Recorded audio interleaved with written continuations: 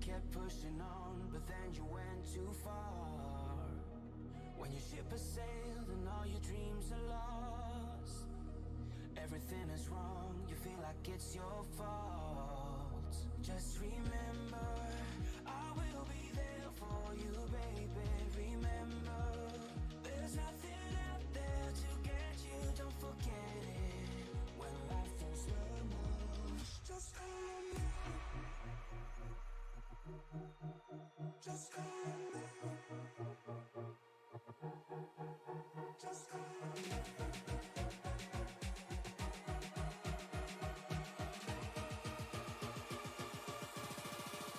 Just call me.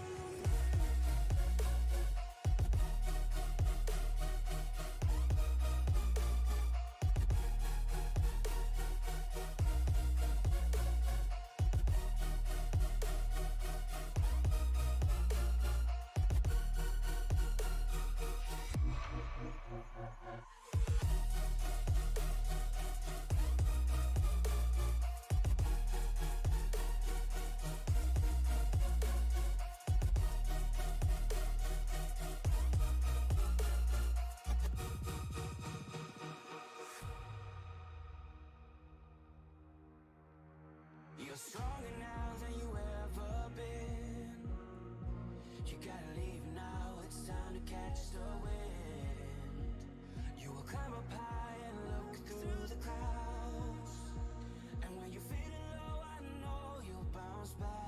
Oh, and just remember, I will be there for you, baby.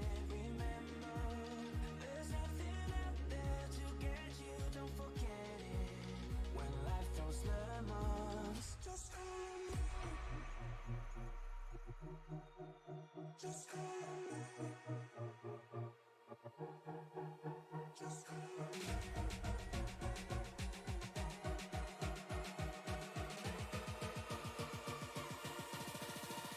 Just call me.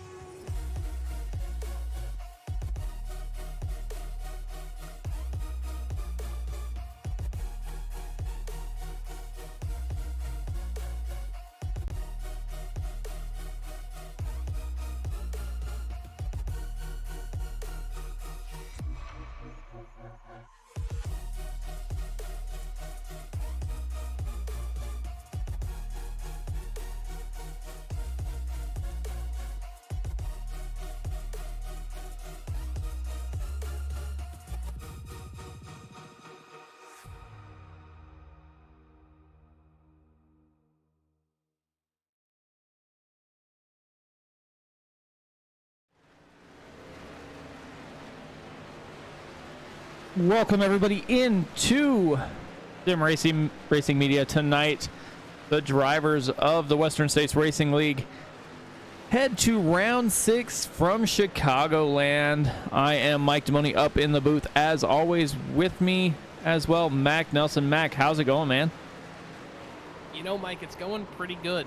It's going pretty good. And as I was waking up Monday morning and I was assessing my week and, what was going to need done and all of that stuff, I remembered I love Tuesday because it's the Western States Racing League. Yeah, definitely. They show up and they put on a show. We've got, again, a full field. I don't know how many weeks in a row that is, but the average field size, I think, has got to be 38 or 39 cars, even with, I believe, trucks, Xfinity. I think they even, wasn't a road course yet, but that's coming. That's what I'm going to have to tap into for sure.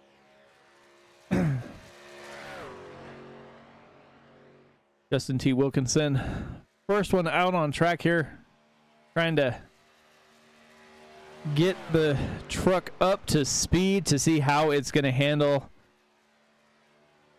Rides up as high as he can.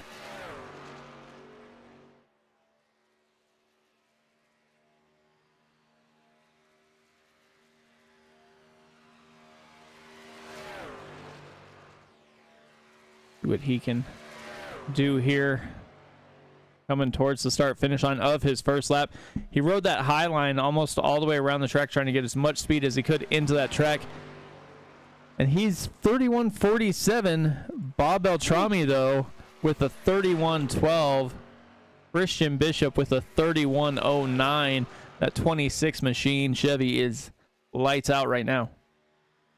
Yeah, he is dialed in and, gets decent qualifying results week after week. But to be honest, I don't remember seeing him on pole in a couple of weeks, if not ever since I've been calling this with you, Mike. And I don't know, it just seems like Christian Bishop is not really a qualifier, more of a race pace kind of guy.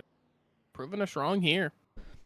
Now he got up there with a 31:06, but Matt Schlosser and JTW both go way quicker, and Mike Fisher goes quicker than that. I'm going to say JTW and Matt Schlosser went up 30:97, 30:98, but Mike Fisher throws down a 30.92.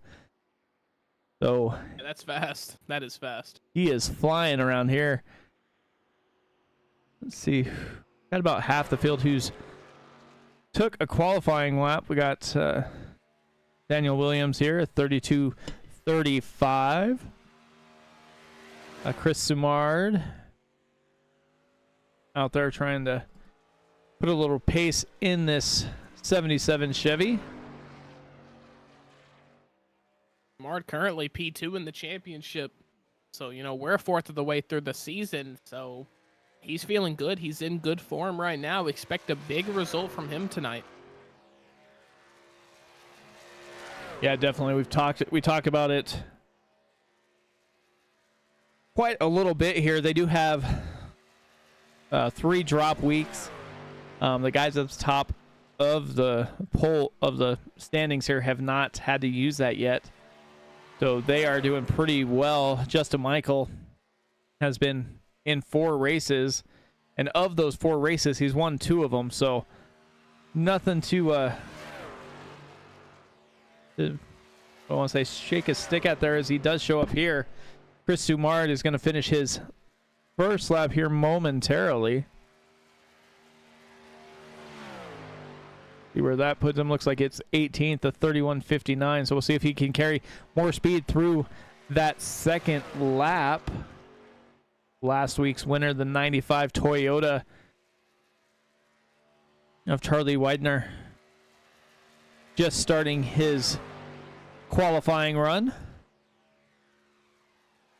Yeah, a good week from him. A very good week from him. And he actually DM'd me. He watched it back, or either I butchered it in the interview with him. But he said it is Widener. So that is 100%. Widener. Charlie, I apologize for that. It is 100% Widener. See what he can do here coming to that start finish line. See where he winds up. 31:49. Looks like the second lap is everybody's faster lap. Ryan Steele's first lap was a 31:10. We'll see if he goes faster this time by. Coming down through 3 and 4.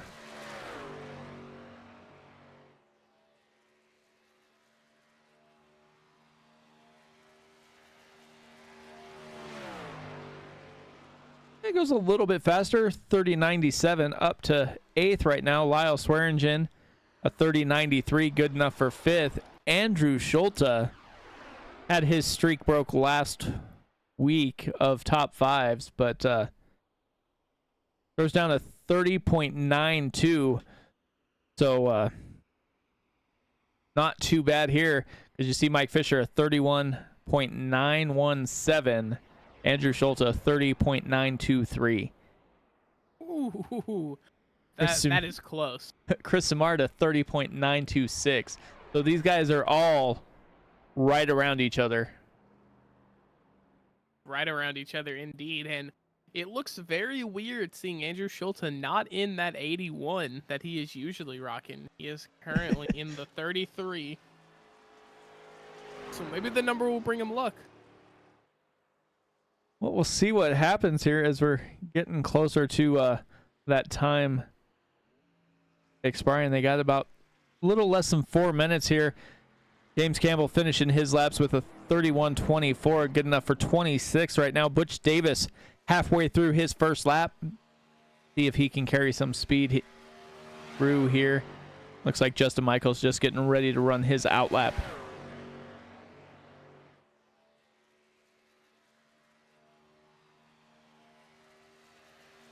I was doing a little research here, you know, on the previous races, but I don't see the man who won here in the spring series showing up tonight. Chad Stearns was the winner last time, and before that was another like one-off driver. So definitely have a new winner when this comes to a close here. Yeah, well, you know, it's good to see. It's always good to see new winners.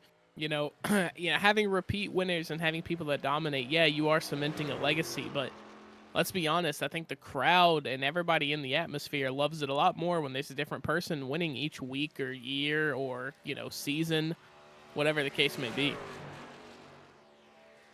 As Butch Davis is good enough for 9th right now. Well, see Justin Michaels getting closer to finishing his first lap out. Got this 87 Toyota locked and loaded here. Yeah, and as he's stated in, you know, previous interviews, he does in fact stream these races over on his Twitch. So good to see some content creators in this series, maybe some different eyes from around the globe tuning in and really realizing the true potential and just skill ceiling of this Western States Racing League. Yeah, definitely looking through. We have 33 drivers have made a qualifying lap. Soon to be 34 as Kyle McCartney finishes his first lap. But Justin Michael goes top of the board there with a 30.85. Wow. So we'll see if Kyle McCartney has anything to say about it as he's coming to finish his second lap here.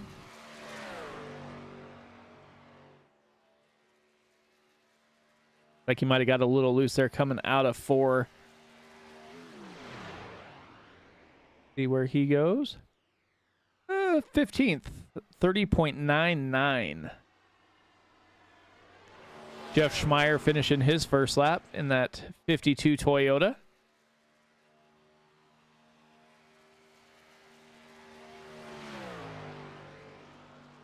And, you know, just something I've noticed that I wanted to point out here.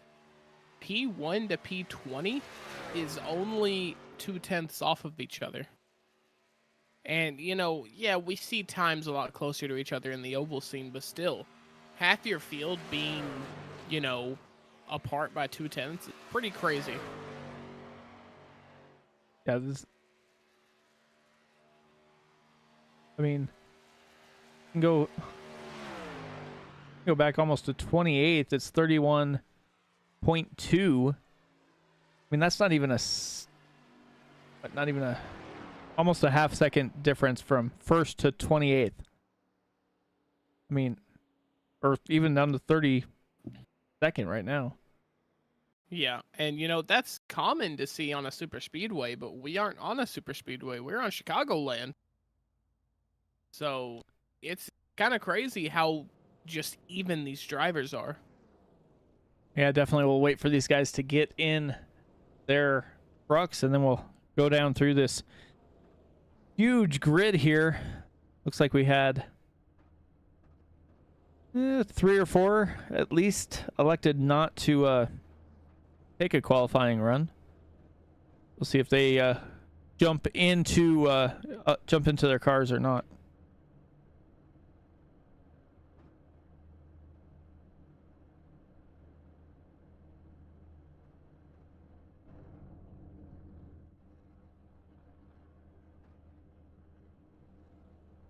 In. All right, so pole setter is Justin Michael. Just to his outside, Mike Fisher, Andrew Schulte, who's repping a new number, but we have 3 Toyotas in the first 3 spots. Chris Sumard back and forth, Jeff Hollinsworth and Lyle Swearingen into row 3, row 4, Ross Rollins, Michael Melfelt Jr. Then we go back to Chad Simpson, Butch Davis, Jeff Schmeier, and Ryan Steele in row 6. Row 7, Justin T. Wilkinson, Matt Schlosser. Then we have row 8, Rob Gall, Kyle McCartney, William Fletcher, Dennis Fuson. Round out row 9. Row 10 is Charles Woods and Bob Beltrami. Yeah, P21 is going to be Charlie Widener. Not messing that one up. To his outside is going to be Christian Bishop. P23 is going to be Brian Barnes with Dan Brazington starting on the outside of him. And then you go back to row 13, it's going to be Wayne Hutchison and Paul Crumray.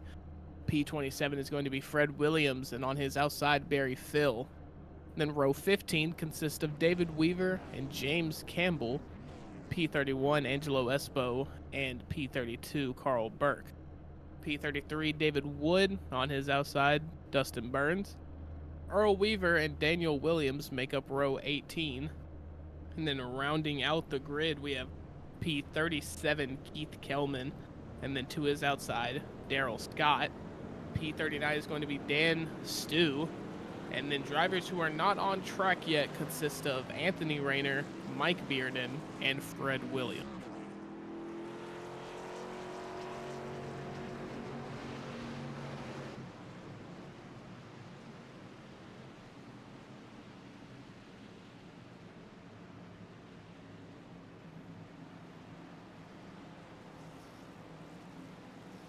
I don't know what just happened there.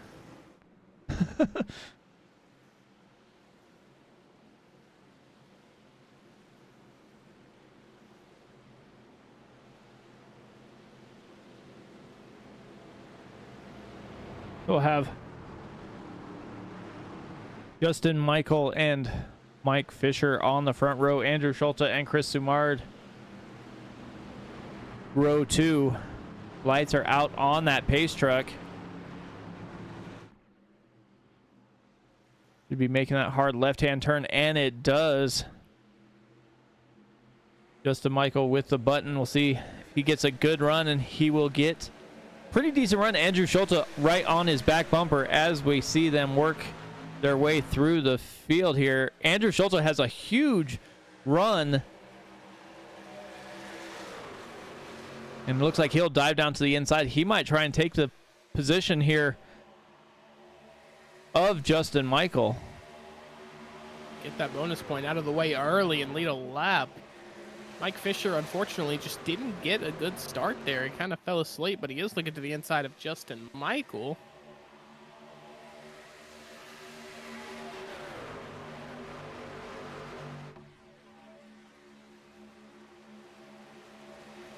Justin Michael on the back of Andrew Schulte. Not as close as when the roles were reversed a lap ago, but we are 3 wide here with Mike Fisher. Oh, Justin Michael and Lyle Swearingen. I almost lost my breath for a moment. That was getting kind of crazy. Yeah, Andrew Michael Schulte gets a little loose. I was going to say Michael Melfelt Jr. trying to work his way up there too. Lyle Swearingen. There we go. Now I'll bring timing and scoring up, and it'll be right this time. Lyle Swearingen, Andrew Schulte battling up front. Michael Melfelt Jr. in the high line, and Justin Michael back behind them. Melfelt slides down in front of Schulte. Looks like he's going to try and look for the lead now.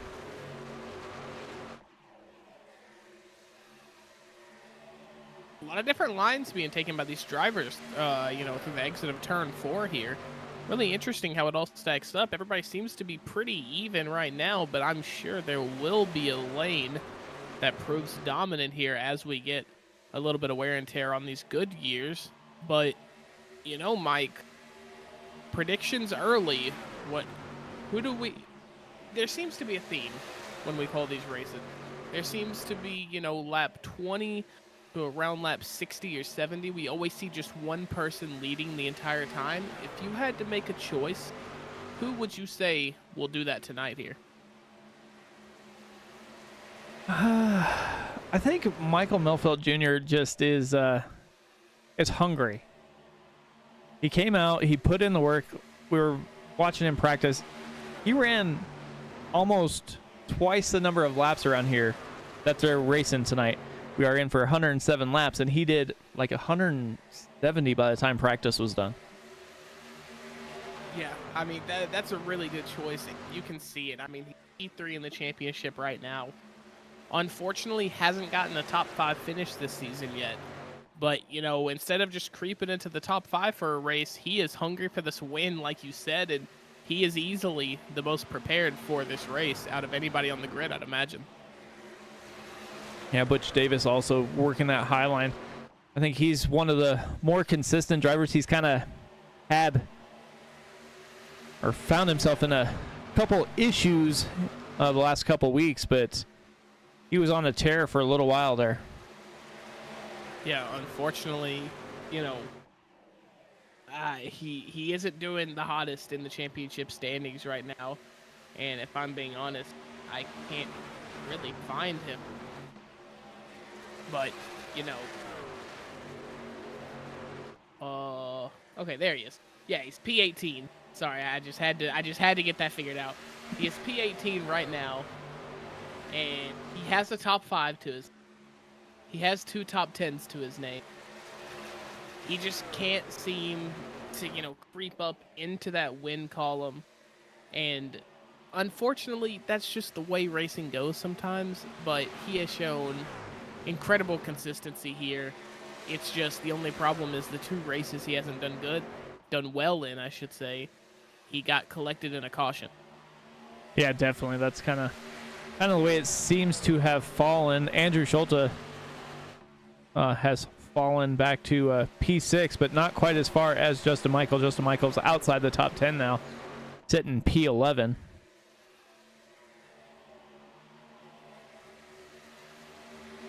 A little bit of a fallback for him, but you know, we see it a lot from him. Really decides to turn it up towards the end of the race, and you know, more power to him. It nets him good results, so I gotta respect the strategy there. Yeah, you gotta also think that, especially with this league, these guys throw down and have a lot of long green flag runs. So, I mean, when you come into the race, you have to be almost planning for the race to go green, you know, 90% of the time. So, you know, when are you going to pit? When are you going to, you know, need those tires? You know, things like that. So they seem to be making all the right calls as of late. So we'll see what happens as this race goes on. We're just now working through lap 11.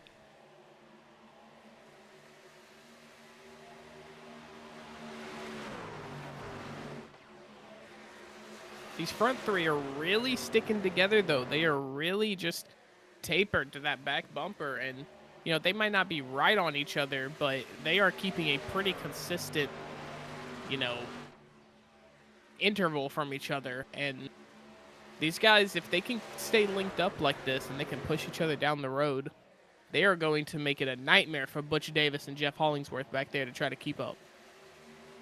Yeah, and that's going to be a little hard to do with Lyle Swearingen being a teammate of Butch Davis. He wants to try and get Butch Davis caught up, so it's at least, you know, he at least knows he has somebody with him if he decides to do any sort of moving as these guys kind of spread out, and caution is out. Not exactly what you like to see if you are that top 5, but at least they know they have good pace in their trucks tonight. See kind of what happened here.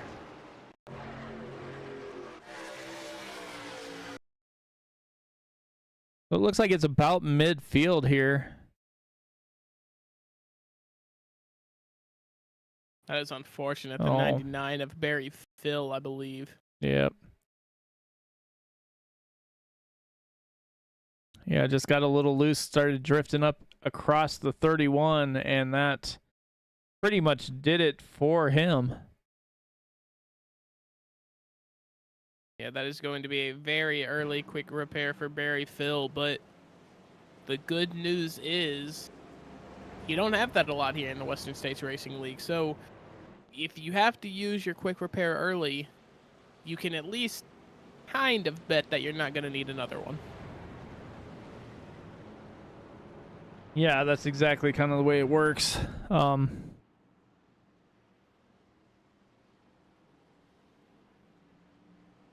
Like, we do have everybody coming down pit lane. I don't know. I mean, I guess, 15 laps maybe. Well, we'll see what happens. I mean, I believe these guys do have a 100% fuel cell this week. They do, and they have 3 sets of tires in the pit and 1 fast repair. So we'll see how that all shakes out once they get back on track.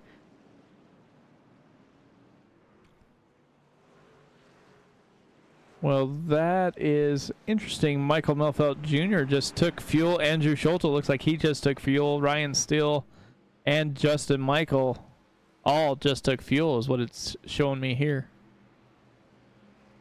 Yeah. Strange, I would think, but hey, what do I know?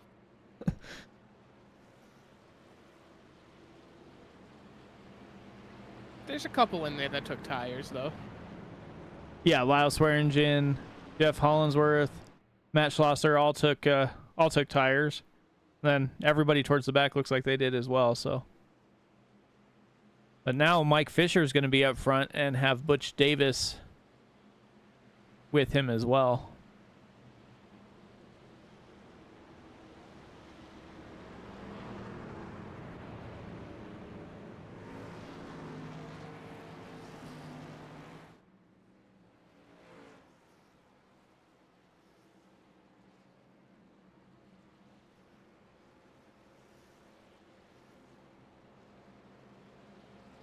We've also got some big movers up here in the top 15. We've got NP11 James Campbell, who is up 19 positions.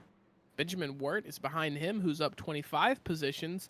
And then behind Benjamin Wirt is Daryl Scott, who is up 26 positions. So these guys are getting, a taste of what it's like to run in the front to mid pack of WSRL, and we'll see what they can do. Yeah, they definitely went out and decided to not pit and take a little bit of that track position. So we'll see how long they're able to stay up here, or if the old saying of cautions breed cautions kind of comes true.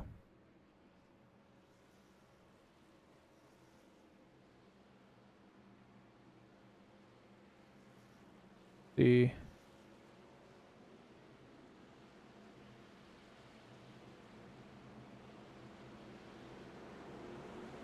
Yeah, so should be getting stacked up. Everybody's kind of trying to figure out where they're supposed to be.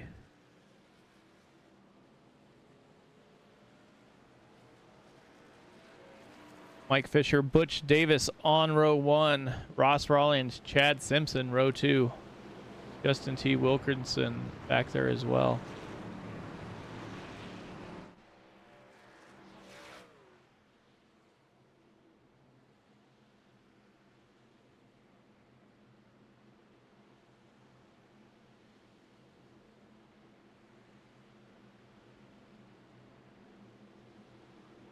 Well, that kind of shook up a lot of different strategies there, so we'll see how this kind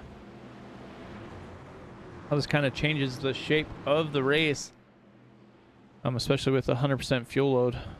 Not quite sure how far they can go. These guys that pitted might be trying to make it on just one more pit stop. The other guys might be trying to split the race in half as the pace car is in. Mike Fisher has the button, gets to that Geico restart zone. Like, he kind of checks him up as Ross Rollins gets into his back bumper there. And we are green. Yeah, a little sloppy of a restart there on behalf of Mike Fisher. Sloppy on his part, but also sloppy on the field behind him's part for anticipating an early start maybe, because, yeah, as you said, Ross Rawlings got into the back of him there. just a little bit, or if not, he came very close. And I like what you touched on. We're going 3 wide into turn 3, but I like what you touched on with the strategy part, because I think those guys that might have necessarily just took fuel, I think you're exactly right. I think that did shift their strategy. I mean, you got to try and do something different, but you have half the leaders do one thing and half of them do something else. So we'll see what happens to be the right call. These guys are out here battling, like you said, 3 wide. You got Kyle McCartney going down to the inside of Ross Rollins once again, and he's going to try and make quick work here. It looks like he will slide up. JTW got a little bit loose there coming off of 4, but he still stays good, and he is up to 3rd. Yeah, you know, a really good early run from him so far. He is getting a little loose coming out of those corners, but I mean, hey, if it's a neutral slide that he's catching, then he's doing nothing but making the truck go around faster. So if he can handle it, if he can control it and be consistent with it, it's going to net him really good results. But, you know, Mike Fisher and Butch Davis, they really are battling here. Yeah, neither one of them are really giving an inch, and JTW jumps down inside and will push Butch Davis to the lead. Oh my god. Yeah, you know, I've been doing this too long tonight. Kyle McCartney is trying to get up there and battle for this lead. I think he wound up 2nd place a couple, maybe not last time, but the time before they were here, back in fall of 22. I believe that would. Oh, as big contact between Mike Fisher and Butch Davis, but we stay green. Mike Fisher, Butch Davis beat and banged off of each other, hit Kyle McCartney, and all 3 of them are still running, and they're still up front. Usually you see somebody do that, they kind of slow down, catch maybe that outside wall, but these 3 guys did not, and they are still battling up front. Kyle McCartney, Butch Davis. Kyle McCartney is going to try and go to the inside and take the lead. Yeah, and, you know, props to them for being able to stay composed and keep it going down the track in an orderly manner. Because if they would have had to slow up a lot, there would have inevitably been a huge crash behind them at some point. And so they just not only saved their race, but they saved a lot of people's races by doing that. Yeah, we're talking about a shakeup that would have shaken up a lot of stuff here, but at least they do have one quick repair, and they can take it whenever they so choose to do so. Justin T. Wilkinson going inside outside, trying to find a spot where somebody's not, and he just gets kind of shuffled back a little ways there, trying to hang on for 3rd and 4th as caution is out. Not exactly sure. It looks like it was back in the field.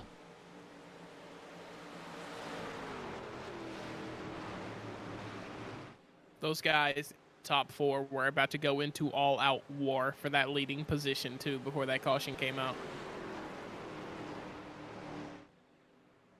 Looks like everybody is just... See if we can... Not even telling me really what happened back there. Let's see. We'll see what happened with Daryl Scott, maybe.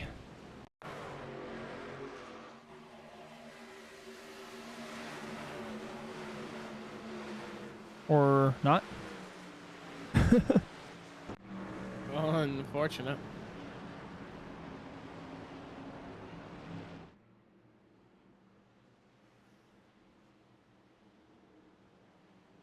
And here comes the other half of the field, it looks like. Yeah, you know, it had to happen. You know, it just had to happen. Oh, someone getting upset over the driver chat. Not sure who that was, but... Yeah, I caught that too. Somebody is definitely not a happy camper.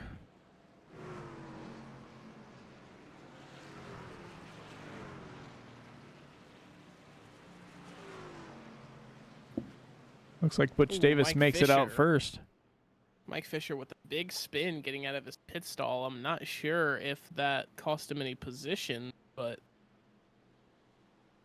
really unfortunate. Something you don't necessarily like to see. Definitely not. It looks like William Fletcher took fuel only that time and was able to get up to P15 now. Butch Davis was the first one out who did pit. So we got kind of two different strategies here. We've got guys who pitted on lap 14 and guys that just pitted on lap 25.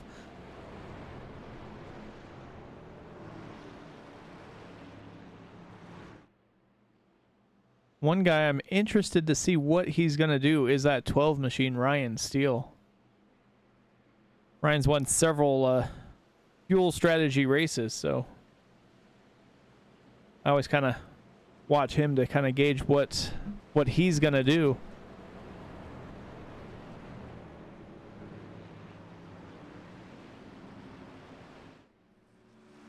But it should be getting stacked up here momentarily. Hollinsworth and Swearingen in row 1, Steele and Hutchinson row 2, Matt Schlosser, Andrew Schulte row 3, Justin Michael, Paul Kermerai in row 4. Yeah, and I was looking. Sorry to interrupt you. I was looking for Chris Simard here because I don't remember exactly anything bad happening to him, but I guess he was just one of the guys. Yeah, he took a late pit cycle, so pitted on lap 25, like a good half of the. But, you know, I'm interested because he is currently P2 right now. He has run an outstanding season. 3 top 5s, 4 top 10. So, you know, he has been absolutely cooking here this season. And, you know, I really like to see it out of him because he's another one of those guys who shows immense pace week after week, but can sometimes just get caught up in some unfortunate stuff. Yeah, I mean, Michael Melfelt Jr., the guy I talked about earlier, he's raced 5. He has 5 starts, which is, you know, the 5 races they have. He's had 4 top 10s. So he just needs to get over that hump just a little bit more. I mean, he's 22 points back of the leader right now in the points position. Brian McCartney checking in on the YouTube chat. Don't know who he's rooting for. Yeah, I don't think I'd be able to guess.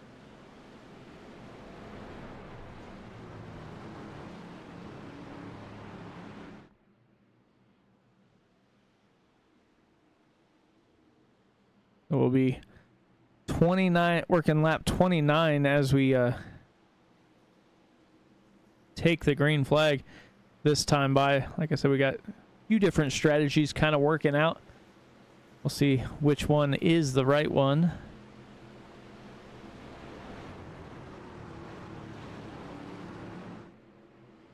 What I'm kind of surprised about, though, Mac, is the guys who did pit on that early caution didn't really seem to come through the field very quickly. So that 14, 15 lap different tires doesn't seem to do much. As we get back to green flag racing, Jeff Hollinsworth wastes little time, hits the restart zone, and he is down and away. Lyle Swearingen looks like he kind of bobbles that start a little bit and allows Swearingen to get out to, or Hollinsworth to get out to almost a half-second lead there. Yeah, and I like what you said about that because it was something that I noticed too. You know, these guys, you know, exactly how you said it, I can't say it any better. They just didn't really climb through the field like you would really expect. So I think that's going to give the likes of Ryan Steele and, you know, savers out here who try to make it on as little of pit stops as possible. I think that's going to raise their confidence in saying that, hey, I can hold my own on older tires on this racetrack right now. Yeah, definitely. Justin Michael was back a few spots. Took fuel only on that pit stop on lap 14, and he is hanging tough up here. He's got Paul Kermerai, who's all over his back bumper. Looked like Kermerai was looking to go down to the inside, but floats up high now. Ooh, that was really close between Justin Michael and Paul Kermerai there. But they are seasoned drivers. They are experienced. They are good drivers. So they know exactly what's going on. It's right behind him. That's the 43 of Butch Davis. he got loose. And it looks like we stay green. I don't. Whoa. Oh, and now Kyle McCartney gets sent around. That's a big one. Yeah, Kyle McCartney just got lit up. Oh, no. Let's. Where in the world did Kyle McCartney go? There's Kyle McCartney.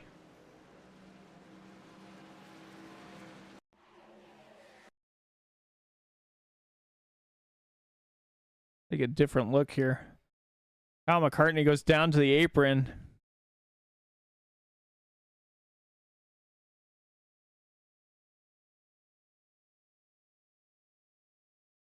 And here he goes trying to get back up on the track.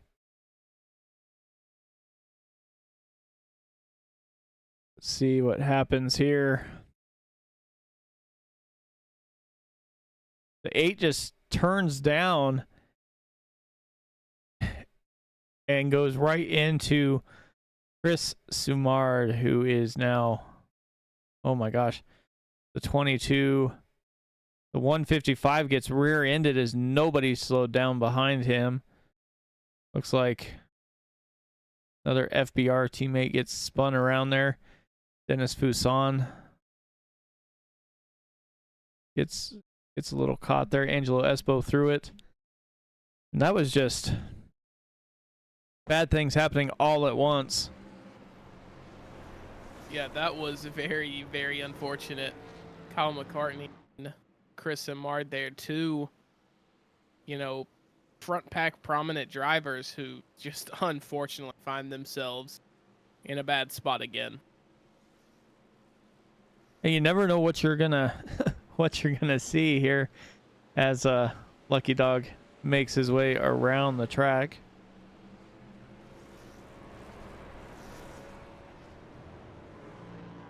We'll see if anybody elects to come down pit lane this time.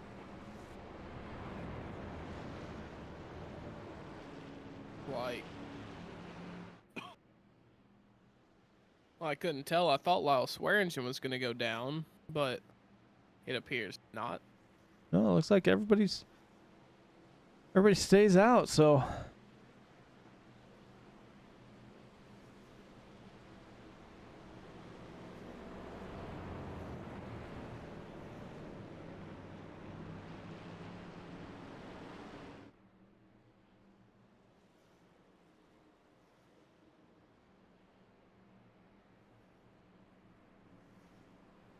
yeah, everybody stays out. They're going to stay with what they have for now. Burns and Hollinsworth, Jolta, all of the guys that pitted on lap 14. So they got about 20 laps here on these tires. They have a few under caution, so that must be why they're electing to stay out, take that track position. They haven't seen anybody really making any ground at the moment. I mean, looks like only a couple drivers that fell back, and those are kind of the guys you'd kind of expect to. I mean, Daniel Williams, the 8, was involved in that accident there. David Weaver usually runs about mid-pack, so nothing too bad there. Earl Weaver also back of the field, where the guys that have pitted on lap 14. The guy who pitted on lap 25, who's the highest up right now, is Justin T. Wilkinson, and he's up to P10. Yeah, and he, we sometimes see him, unfortunately, on the bad side of a strategical, approach to race. It seems like his pit strategies usually aren't in sync with whoever has won the race that night, but for being on the alternate strategy and the slower one, he makes it look like the fastest one. I mean, we see him in top 5s, top 10s. We see it pretty regularly here. So, just imagine if he could get the pit strategy right on a consistent basis. We'd be looking at him the same way we look at the likes of Andrew Schulte, Justin Michael, Ryan Steele. He would be in that upper echelon for sure. Yeah, and it always seems like when he does make that strategy call, it's almost like catastrophe just tends to find him, because he's been involved in a couple incidents towards the later half of the race that takes him out, or makes him have to go to the back of the field after having to take the faster pair. Pace car is in. Swearingen has the button, makes it halfway through the restart zone, and he's down and away. We'll see if Schultz is going to give him a push or try and jump around here. Yeah, and 3 cautions by lap 30. Can't remember what lap we got that caution. I think it was 32, maybe 33. That's not something you see, 3 cautions in 30-something laps. So will these drivers be frustrated and drive more aggressively, or are they going to drive more conservative and try to, you know, really prolong these green flag runs? I don't know. They were 3 wide for a while. Paul Krumrei. Then you have Matt Schlosser and the 17 there of Wayne Hutchinson, all kind of side by side. JTW there as well. Mike Fisher. I mean, these guys are not pulling any punches right now as we're working lap 37 of 107. I mean, we got plenty of time left in this race for different strategy calls to kind of work. Matt Schlosser's taking it right to Andrew Schultz. Jeff Hollinsworth gets a 2-for-1 special there, up to P2 now. Yeah, Matt Schlosser, someone who I am not familiar with in this league. I think this might be his first race with them, with the WSRL in season 49 here. But hey, rocking the number 400 truck. You don't see the 3-digit numbers, you know, very often. You do see it with 155 Michael Milfelt, but you know, you really don't see it all that much. But 400 is one heck of a number to run. Yeah, he is definitely out and about here. Usually you can see that 400 machine. I want to say, I believe he was running with Dynasty that we broadcast on Friday and Saturday nights here on Sim Racing Media, but they have not been able to do that recently. So we'll see if he's gonna be a mainstay here on Tuesday nights, as he is closing the gap on Swearingen here. And Paul Krumrei, not a guy we usually see running up in front. He is in P3 right now, and he has got that Mountain Dew 88 Chevy on rails. Yeah, you know, I agree. It's really nice to see it, and I, for some reason, didn't catch it until you pointed it out. But yeah, Paul Krumrei is making his presence known, and he's keeping up. He's challenging for the lead right now. Yeah, he is not pulling any punches either. He's down to the inside, gets past Schlosser, slides up in front. Now he looks like he's going to try and go back down to the inside there of Swearingen, but Swearingen kind of slides down and blocks that off. But Paul Krumrei is, I mean, he must have put in some practice today, because he is making his way towards the front. We'll see if he's going to be able to take the lead and get a bonus point or two here. Yeah, and that move coming out of 2 onto the back straight, that was incredible. And turn 3 and 4, he has got the car, like you said, on rails. I'm not sure he doesn't lead that lap, but it could be coming very soon. He is making that low line work as Swearingen gets loose in the high line, and caution is out, and it looks like Paul Krumrei is going to be in P1.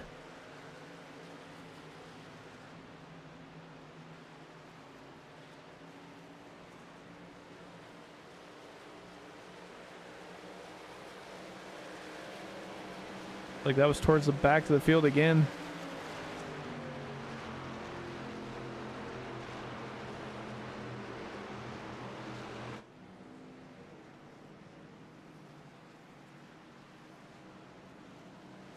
Let's see if it's gonna go it here.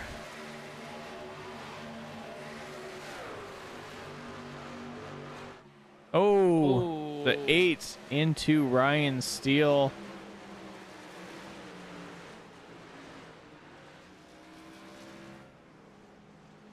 There's nothing you really can do about it. I mean, yeah, that you hate to see stuff like that. You hate to see the, you know, potential net code or maybe just unlucky with the bumps on the track. You know, you get these trucks so close together, and on a bumpy track, and Chicagoland isn't necessarily a bumpy track, but it's not the smoothest by any means. So, there could have just been some unfortunate truck wobble there that, really caused him to be turned. Yeah, definitely looked like he just got a little loose, so it could have been anything at all, as you were saying. And as I said, Paul Krumrei was going to get to lead a lap. It looks like he did not, but he's coming down pit road, so it's going to shake everything up once again. We got a couple guys up here who pitted on lap 14 in Swearingen and Schlosser, and then we have guys on lap 25, Justin T. Wilkinson in P3. Wayne Hutchinson pitted on lap 14. He's up 21 spots, and Chad Simpson, P5.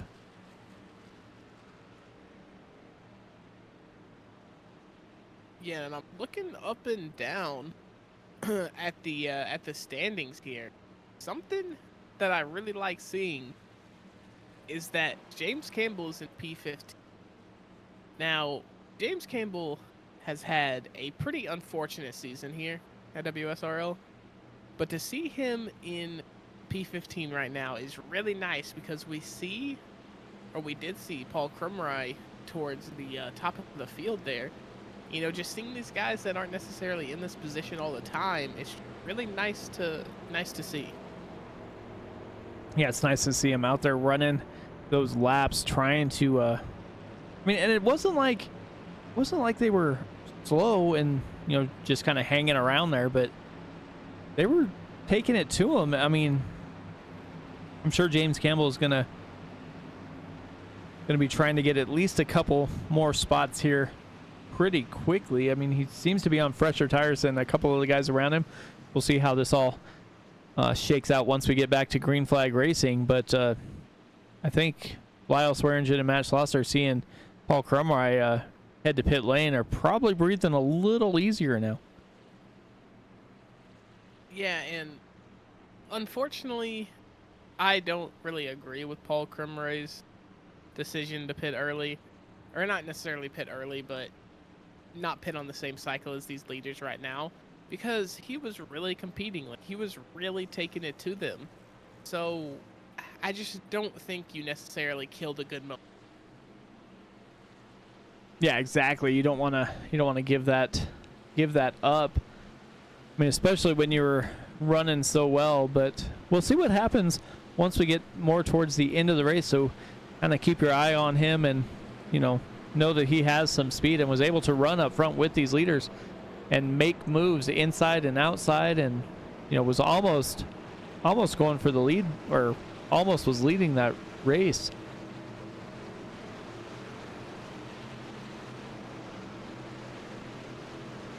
So we got Swearingen and Schlosser leading the field once again. See what Swearingen does this time. As the pace lights are out, they are racked and stacked, and we'll see who gets the good run coming to the green flag.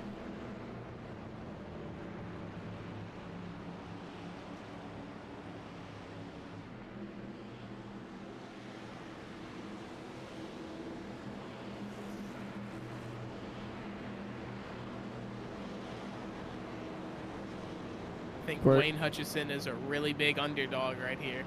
I think he's got some pace here, and I really think he's going to try to contend for this lead. Well, he definitely has the truck behind him to give him a push, as Mike Fisher is one of the more aggressive drivers we've seen tonight. I mean, he has the speed. He liked to be out front. Pace car is going to make that hard left-hand turn. Swearingen with the button, heading to the restart zone. You see Schlosser try and get down with him, and that inside row just drives away. Drives away indeed. Swearingen gonna take a lower line than normal coming into 1 and 2 here, but we'll see. It looks like it's not going to grant him a good run here. Looks like he's still able to hold off that outside lane. I thought once those tires started to wear out you might be thinking that high line, especially in 3 and 4, is a place to be, but a JTW just doesn't seem to be able to do that for the moment. But he's not done, and he has not given up that high line. He's got the 42 of Chad Simpson giving him a push.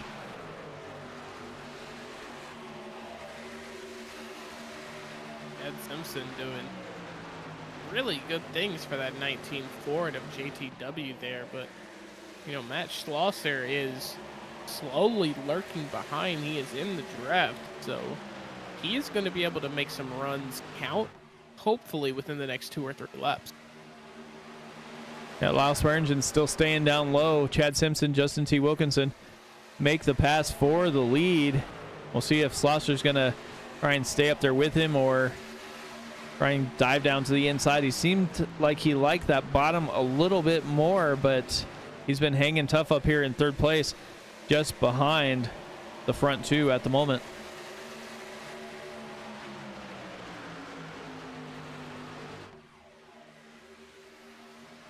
Yeah, and just a little update on championship leader Andrew Schulte. I was trying to find him in the standings. He is all the way down in P29, so a lot of ground for him to make up in this last half of the race, but I think he's got ample amounts of time. Well, Lyle Swearingen gets into that outside wall, and he will go backwards now. Swearingen, Fisher, looks like even Wayne Hutchinson, who was up early in this run, as Swearingen kind of gets a little scared there as Fisher was sliding up the track. Unfortunately, just not the best form right now for Lyle Swearingen.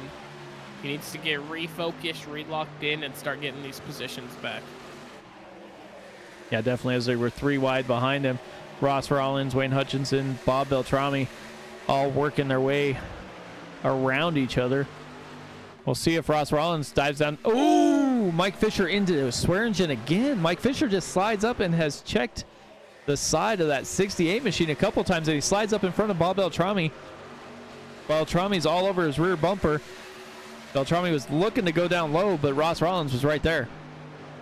Yeah, this is really unfortunate for Mike Fisher, and the same thing I said with Lyle Swearingen needs to happen right now. He needs to get relocked in, because he right now it's not having a very good I don't know what I was trying to say, a run of laps. Yeah, string of laps there. He kind of bobbled a couple corners, and it kind of, I mean, it's just kind of the way it goes at a lot of these tracks. You bobble one, and then all of a sudden it just compounds itself, and you wind up making more and more mistakes until you basically shake it off, you know, and almost start all over. You know, none of the laps happened before. Just get locked back in and make your way through. But oh, Bob Beltrami off the wall into Ross Rollins, and it looks like they might have. Oh, I was gonna say, it looks like they might have jumped to the pit fast enough to save it there.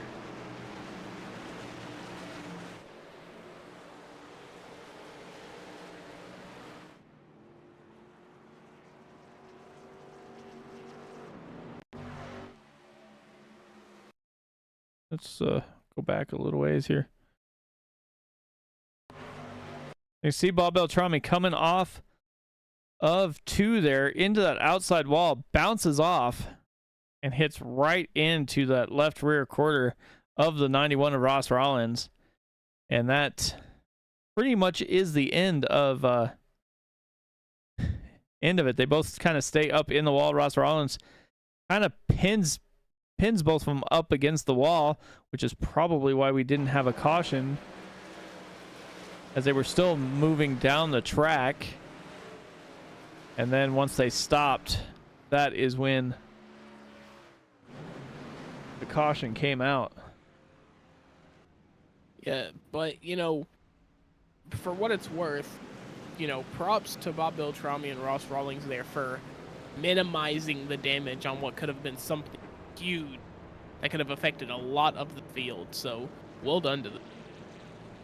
Yeah, I mean, if Ross Rawlings takes his foot off the gas and doesn't like drive his car or his truck into the wall, they could be sliding down in front of the whole field almost.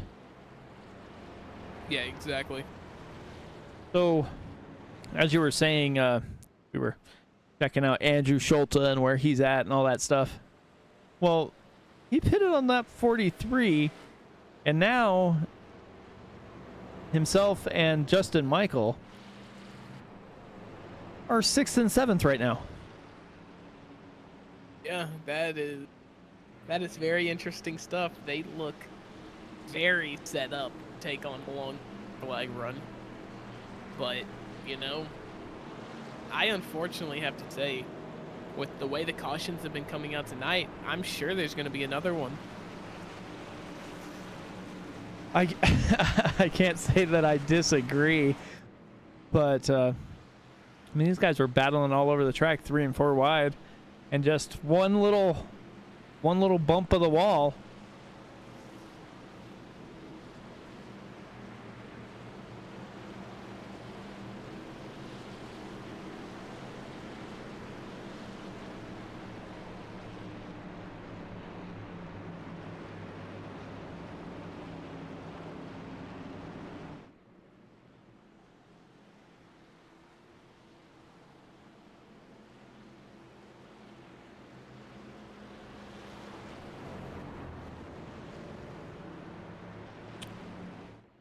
Ooh. So, Justin T. Wilkinson is going to be leading this this field to the green flag once we get stacked back up. Lights are still on the pace car. This should be getting ready to go here.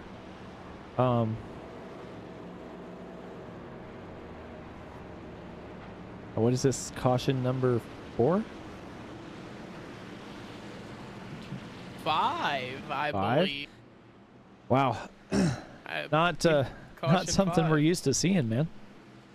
Yeah, no, you're exactly right there. But to be fair, every league deserves one. You know what I mean? Now, you know, every single race can't go perfectly. So let's just hope they get all of it out tonight and they return to their peak form next. I mean, I guess you can't fault the WSRL. I mean, these guys are some of the most talented drivers we've seen on the service.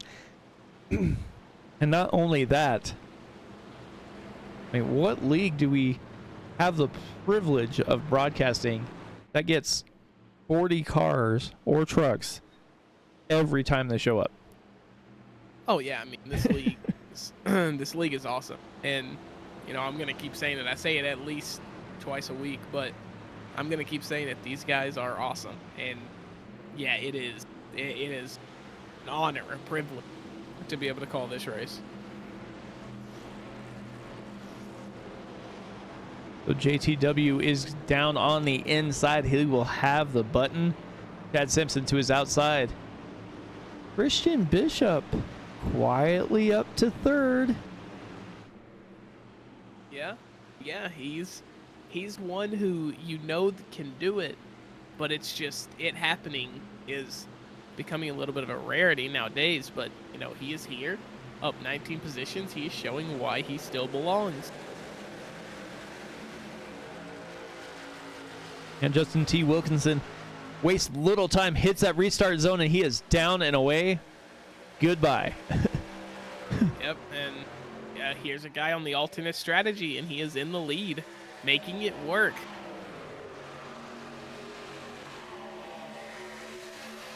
And don't look now, but that 77 machine. Chris Sumard up back to 4th, man. Yep. Cue the quote. He back. Because that's exactly what he is right now.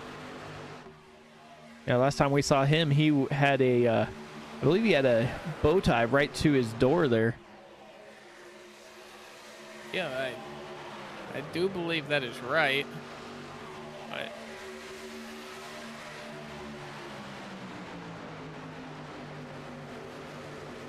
something I noticed, though. Ford is leading the race right now. Ford is by far and away the least popular manufacturer here in the WSRL. And, you know, we have one Ford finish inside the top 20 every week, maybe, because there's only 3 people that race them per week. But JTW is making it work in the Ford right now, doing them proud. And definitely Butch Davis is trying to get that Chevy back up into the lead here.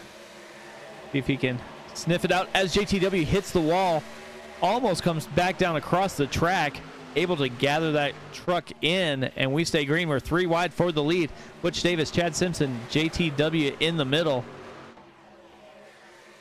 JTW kind of washing up, though, into that outside lane.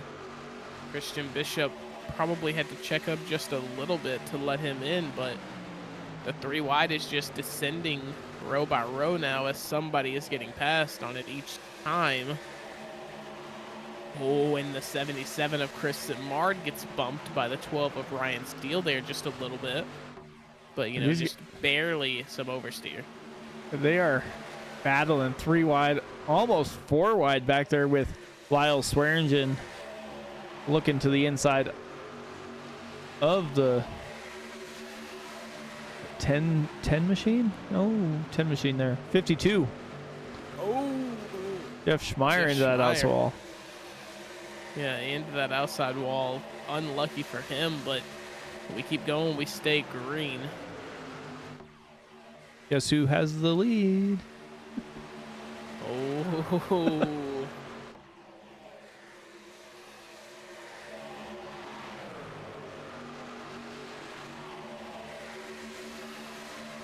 Andrew Schultz is trying to run anywhere the 43 is not right now, and he is slowly getting in front of him, and now he'll slide up in front of Butch Davis and lead that lap. Butch Davis won't go away, though. Pulls out to his outside and is going to see if he can make a run coming through 1 and 2. Yeah, and unlucky for Andrew Schultz as reinforcements for him have not arrived yet, and they are pretty far away. Justin Michael in P10 right now. Oh, just raised it up to P9. As Christian Bishop goes across the nose of that 87 machine. Ooh, that was very, very close. Yeah, Christian Bishop stuck in the middle, nowhere really to go. Started sliding up in the corner and was able to barely get in front of Justin Michael. Justin Michael stays up high, but these guys are all over the place trying to make it work. As Jeff Hollingsworth goes into that outside wall, holds it up high as he fades back through the field back here. 91 of Ross Rollins back there as well. Christian Bishop still battling up here. They're 3 wide. Brian Barnes was going to go down to his inside, but he shut that down. Michael Melfeld, Wayne Hutchinson, Paul Krumrei, all trying to battle back here in, what, 11th through 15th? Yeah, these guys are giving us one heck of a show right now. And, you know, this track, this has been the most intense race that I have seen in a very long time.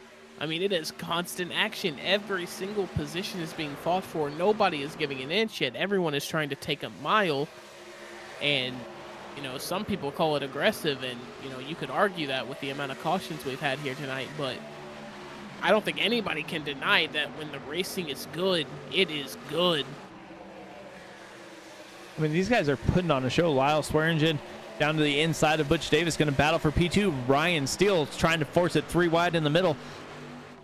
Steele, Davis, and Swearingen side by side. Steele gets in front of Davis and will slide up and allow Swearingen to stay down low. As now Mike Fisher looks like he might try and force it 3 wide in the middle. Jeff Schmeier inside out, outside in, down to the inside of Fisher. Yeah, they are trying. They are really trying to make anything and everything stick. But, you know, Andrew Schulte, he is looking back at this he loves it.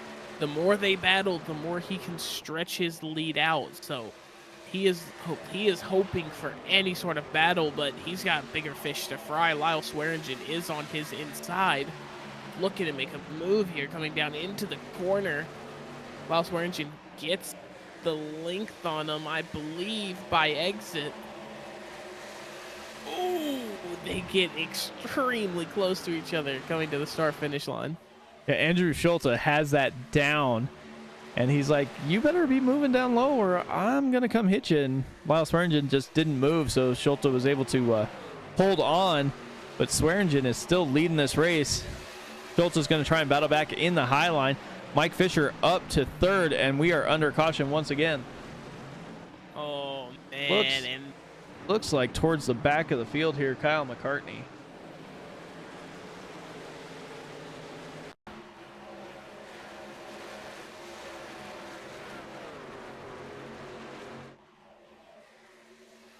Oh, okay, so Charles Woods gets spun there. Kyle McCartney just goes off the grass. Let's take a look here. Let's go play.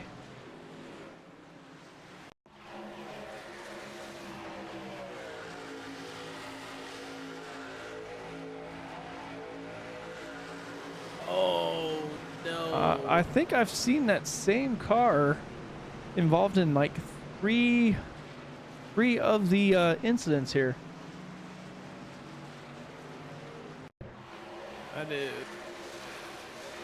That is interesting news. Not him. Nope. I'm trying to figure out who that is around. Nope. I don't know. I guess I just don't know who that is. We'll take a different look here.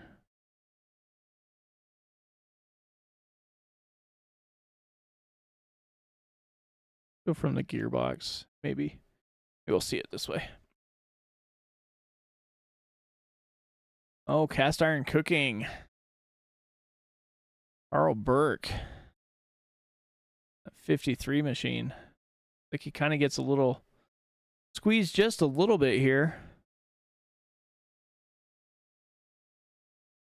Charles Woods just gets turned right on his nose there. Yeah, that is just, very unfortunate. And what blows my mind here, actually, I don't want to say anything yet. I would expect this to be pretty universal pit stop, but it was for a lot of people. But for Jeff Schmeier, Matt Schlosser, Wayne Hutchison, Carl Burke, and James Campbell, they said, nah, I think we're good, as the rest of the field has pitted.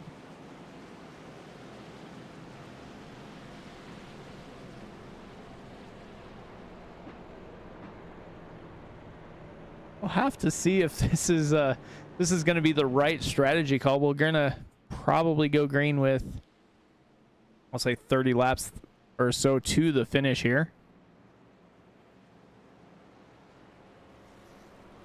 I mean, Jeff Schmeier. I gotta look and see some. Oh, that is why Angelo Espo is not running his usual 716. He's running the 30 tonight. That's why Jeff Schmeier is in the 52 and not his usual number 30 machine. We'll see if that makes any difference here tonight.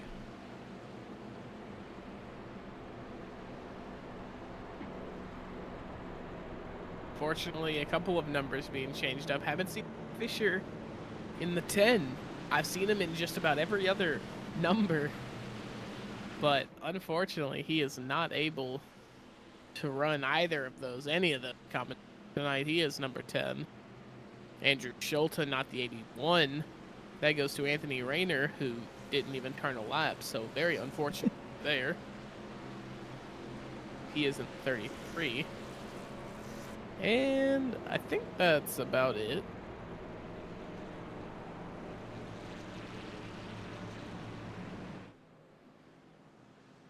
I'll see how these guys handle this. This is their last time in the trucks for what? Oh, that's going to be brutal. The next time we see these guys in the trucks is going to be September 12th at Road America. Ooh, that is a race I am looking forward to. Yeah, that's going to be a doozy coming back to the trucks after an off week.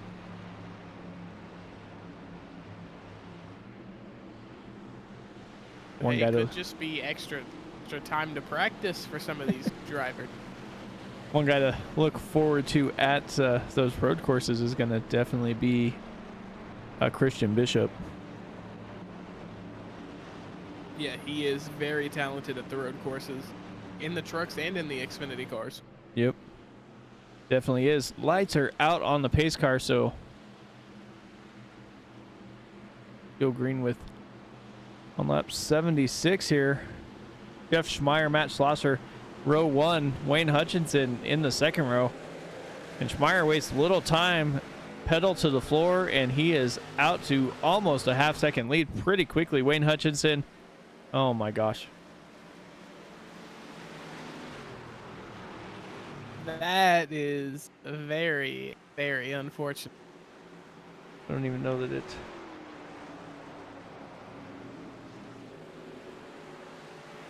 Like...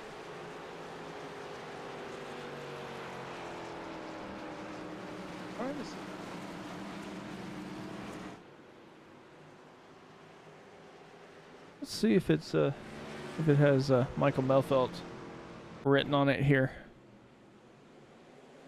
Okay, let's from this chopper back it up a little ways here.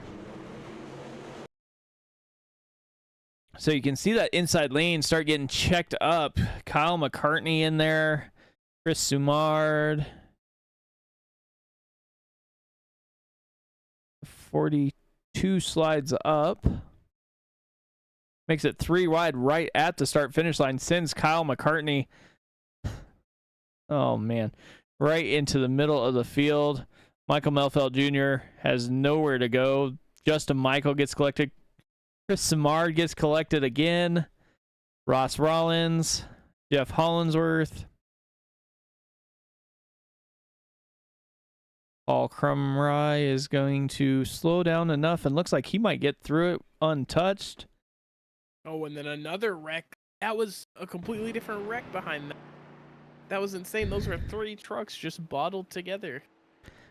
Almost like they tried to just check up and then nobody did. Like, yeah, that is very, very unfortunate.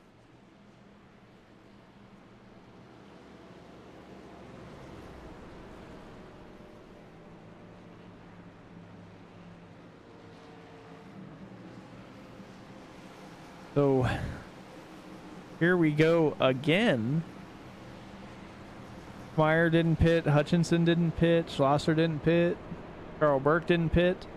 James Campbell only lost 1 spot in that 5 seconds we were green. Yeah, that was wild. That was very early on in the run. Unfortunate for Kyle McCartney, who we do know for a fact had to use his quick repair earlier. That is probably the race for him, I would say.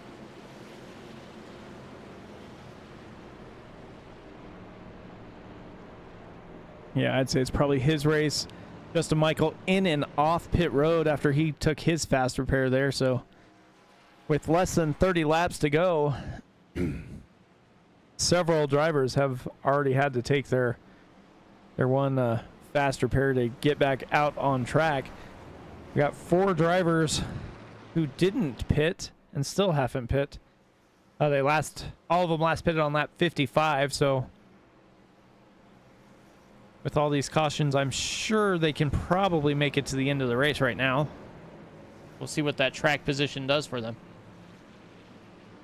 Yeah, and very unfortunate, and it does lead to not as much high octane racing. But for the leader here, Jeff Schmeier, and, you know, top 3 or 4 drivers here, they love that there's just caution after caution, because it just makes that advantage that those drivers had that pit before or after them, it dwindles that, and almost to the point where it won't exist if they can somehow make it 1 lap at a time, 2 laps at a time, 3 laps at a time. And caution, it just makes their win percentage higher. Yeah, definitely. I mean, the other guys are on, you know, colder tires. Yeah, you've had a couple heat cycles go through yours, but if you can get them back up the temp and at least get a decent run when you do go back green for the first, you know, little bit of time that you have there, a couple laps, it seems like it becomes a lot easier just to hold on. If people aren't able to make that pass early, because we've seen it repeatedly tonight, especially on these drivers with different strategies. Nobody that's pitted later is really making any ground other than the drivers that are just, you know, faster than some of the other guys that are hanging out here. And as that was not even a lap, we're going to go single file restart. So Jeff Schmeier should get a heck of a run here when they go back green.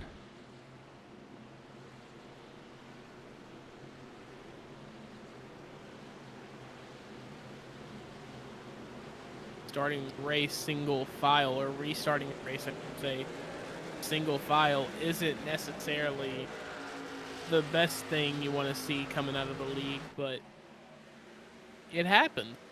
It happened. And these guys are very, very good drivers 99% of the time as we do go green, but there is a lot of action there in the mid-pack. These guys are all over the place. Started single file, and everybody's everywhere. James Campbell holding on for dear life as Andrew Schulte goes to his inside, is going to pass him. Almost like he was standing still, as he's already a car length and a half back. Schulte has Carl Burke in sight as he stays down on the apron, slides up, and is going to take every inch of the track he can to get a run off the corner here. Yeah, and he can afford to push hard right now. There's only, 24, 25 so laps left in this race, and, with these guys James that are Campbell on into the tires, outside wall.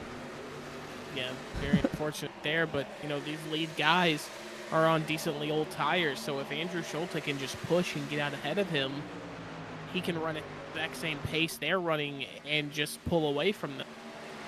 So that's really going to be the main short-term goal here for Andrew Schulte.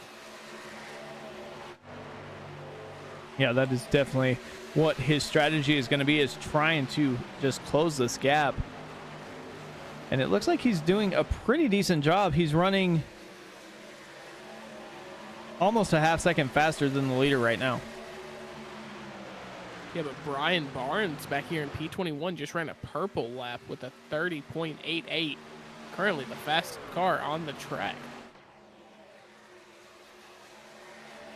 He is running lights out as Wayne Hutchinson saying, I think you've had enough time up there, Jeff. I'm going to come in and take this. As he goes down to the inside, is going to make the pass. The 68 of Lyle Swearingen is going to roll up here too, and that is also going to bring in Andrew Schulte not too far off of this group here. You can throw a blanket around all 5 of them here. Swearingen down to the inside, Hutchinson up to the high side.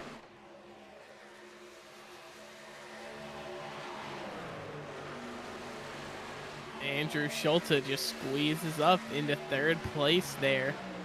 He is looking very fast compared to these other cars right now. Those older tires are really screaming for life right now as Andrew Schulte is looking to chase down Lyle Swearingen for P2. Definitely. We are under caution once again. That is tough.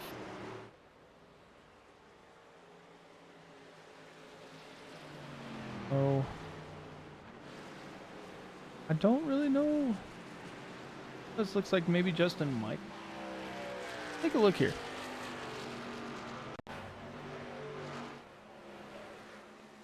Just a Michael getting a run. Oh, gets sideways, and Charles Woods has nowhere to go. So that is definitely not what Justin Michael wanted to see here. Yeah, that is for sure, because he just had to use his quick repair on that last yellow. So if he's in a situation where he has lost power or his car is not at peak performance, then that might be the end of Justin Michael's race.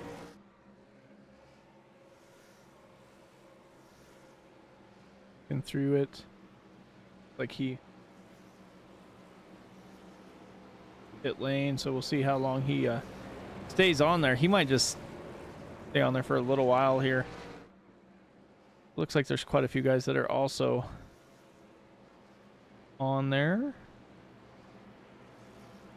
About half our field is multiple laps down at the moment.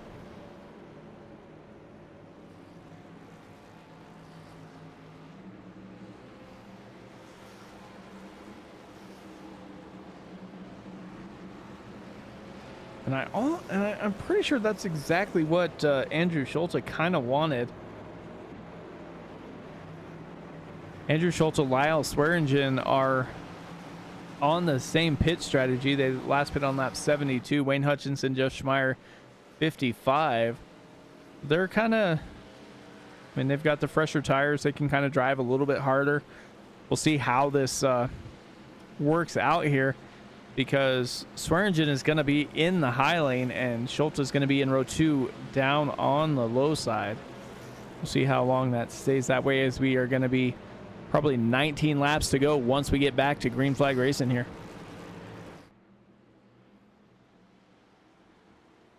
Yeah, the 13 of James Campbell coming off pit road right there. And yeah, you know, we are inside 20 to go. The strategies are starting to kind of get tossed out the window. It just seems to be who can pick the caution that's going to be the last one at this point. Yeah, that's exactly what it looks like. I mean, we thought we were going to be going 19, but it'll be 18 lap sprint to the finish. And with 18 laps and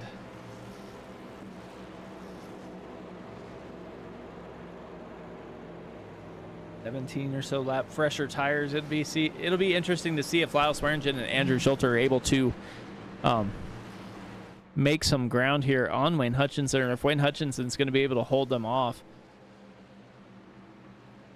If he can somehow hold them off, that will be absolutely incredible. What a clutch performance that would be, as I'm not going to lie, I think the tire advantage is going to be too impactful.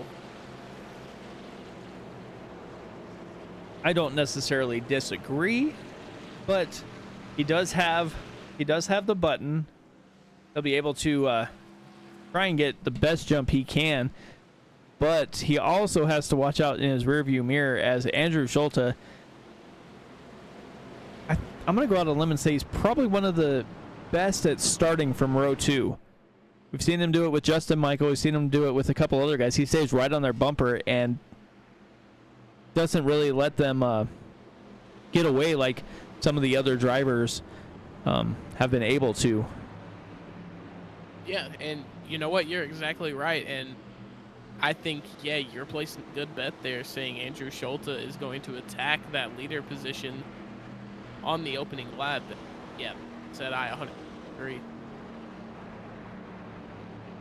Be interesting to see how these drivers mid-pack kind of handle these restarts.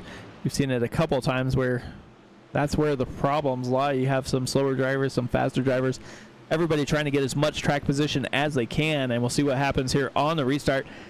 Pace truck is in. Wayne Hutchinson has the button. He'll wait till he gets to that restart zone. He is down and away. Andrew Schulte a little tardy there on the get up, but Lyle Swearingen not much faster, as well as Jeff Schmeier jumps down to the inside. Is going to try and push Schulte up in front of Swearingen, and that is what happens. Schulte and Hutchinson side by side for the lead.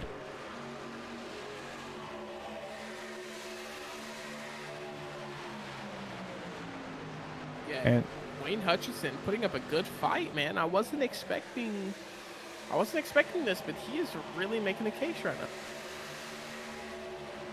yeah, he is not really fading too far. Lyle Swearingen is like, man, this 52 Toyota just needs to get out of my way.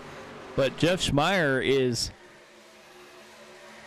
driving lights out right now, still battling side by side for second place. Andrew Schulte loves to kind of see what's going on behind him, especially with the 52 giving him a little push.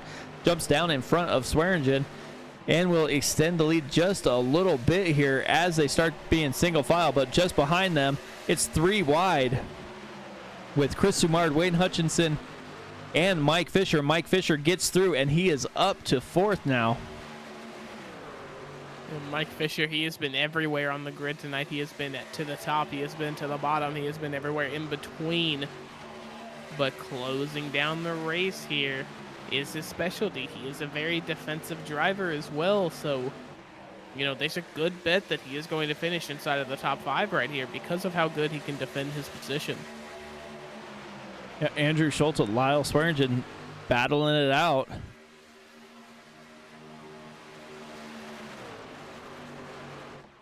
As we are getting closer and closer.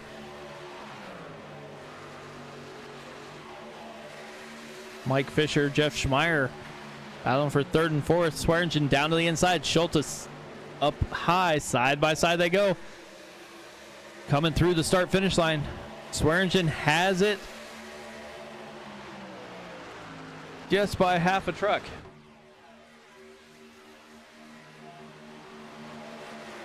Yeah, these guys are really going to war right now. They are really, really battling. They are not giving each other any room as Swearingen slides up a little bit, coming into 3 and 4. Schulte down to suck it down right next to him, try and get any sort of draft he can. We've seen Schulte try and cut the dog leg, well, not dog leg, but the tri-oval, and Swearingen just has not let him do that again. And, you know, something crazy about this race is that while these two guys are battling, that gives Mike Fisher all the time in the world to come and really contest that lead position. He got the pass on Chris Samard. Look at that. I didn't even realize Chris Samard was all the way up here again. There's another guy that has been all around the grid order. These guys have been driving back and forth through the field like crazy. You know they have a fast truck because they keep coming up front, but they also keep finding themselves in the wrong position once they do make that pit stop as Andrew Schulte goes back to the front while Swearingen sticks his nose out there. Mike Fisher's rolling up, getting closer and closer inside a 1/10 of a second. Now on the back bumper of Schulte. Going to try and push Schulte. Now changes lanes and gets behind Swearingen. Almost going to push it 3 wide for the lead. Yeah, and I mean, Mike Fisher, we don't see him on the attacking end very often here, but he is really making his presence known, and he is flirting with these moves. And caution. Ooh. Ah. Not exactly what you would like to see there. No, definitely not. Well, while they are going to sort this out, I didn't catch it on the timing. Looks like it was somewhere back in the field. Looks like Charles Woods. We're going to go ahead and step aside and let us catch our breath for these final 8 laps or so, and then we'll be back momentarily.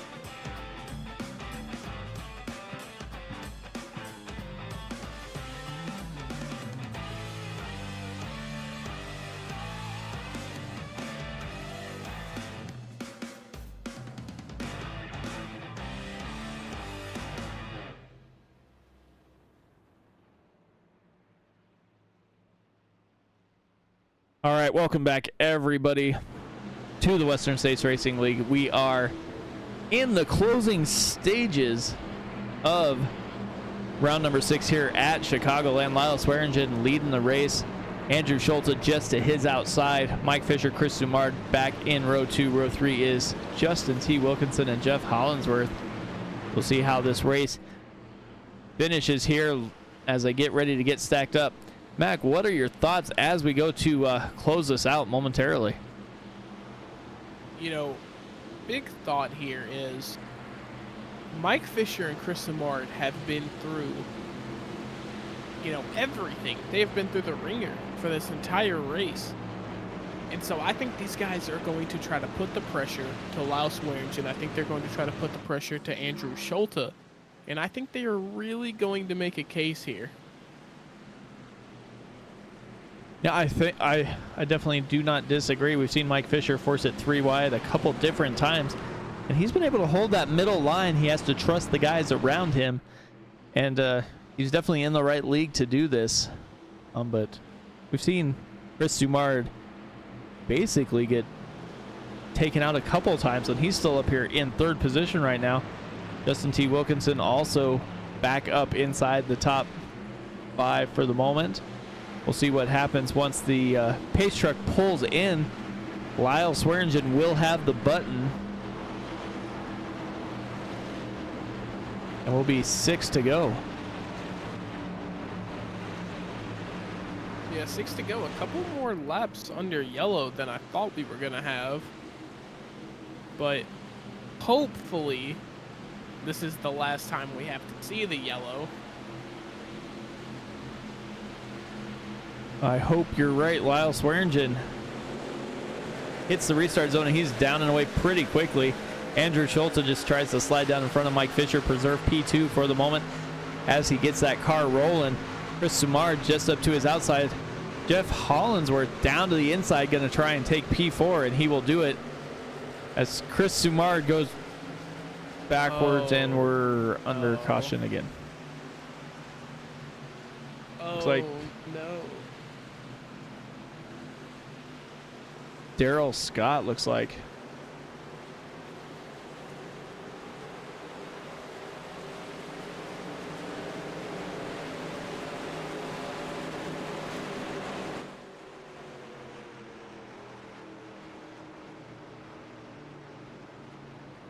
These guys up front battling all over the place. It looks like towards the back of the field. Looks like Kyle McCartney was able to get back on track after spinning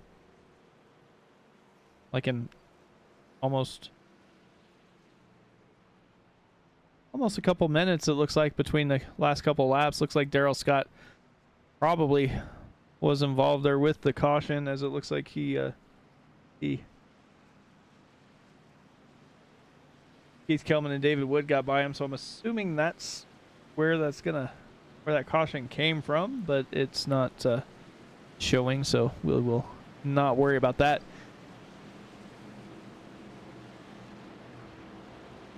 So if you're Andrew Schulte, are you going to try and get as close as you can to Lyle Swearingen, because you know it's going to green-white checker now, and just try and stay as close as you can? Or kind of what's your strategy if you're sitting in P2 right now?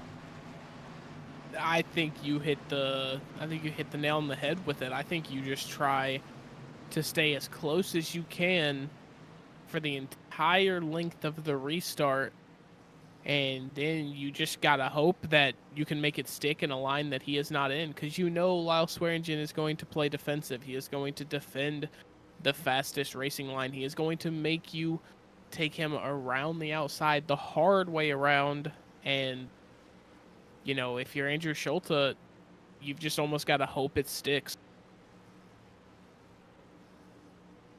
Yeah, you're exactly right. I mean, you want to stay as close as you can, and you also want to make the pass as quick as you can, because we've seen it once that the leader gets in a groove, it's hard to pass. I mean, you saw them battling side by side for quite a while, but nobody really passed. I mean, they were still side by side for a majority of the run.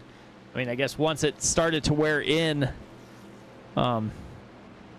somebody was able to make the pass, but with only a couple laps to go, you're going to want to take advantage as quick as you can. I bet we see Mike Fisher from the inside of row 2 here probably set sail in turn 1 and see if he can get a couple positions pretty quick. Yeah, and I totally agree. I think that is the biggest priority for him right now. Even the likes of like JTW back there in P6, Ryan Steele P7, sorry, Chad Simpson P8. I think you just try to push as hard as you can and just make up maybe 1 or 2 extra spots before you load it on the trailer. Yeah, you just got to see what you can do here as they get ready to go. Like they're going to have one more lap as the lights are still on the pace truck.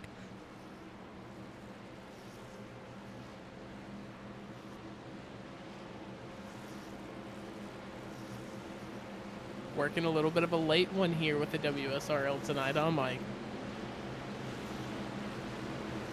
Yeah, you can hear the frustrations on their voice when we're listening in on the driver chat. They are definitely not happy with the way this race has kind of played out. We'll see what comes to fruition here on these last 3 laps. Lights are out on the pace truck, and here's the other thing. They didn't make a lap, so it's single file for this last restart. Hopefully last restart. So that gives a big advantage to the 68 there of Lyle Swearingen. Yeah, I mean, you're definitely right. A big advantage in one way, but also a big disadvantage in one way is that you've got Andrew Schulte immediately on your back bumper instead of starting out beside you, which means as soon as you press the gas, he is in the draft, so he will be gaining on you. Yeah, you're definitely right. You have one of the, like I said, one of the best at starting from row 2. We'll see what happens here as the pace truck should be turning in right now. Lyle Swearingen leads him down, and he is gone as soon as he hits that restart zone.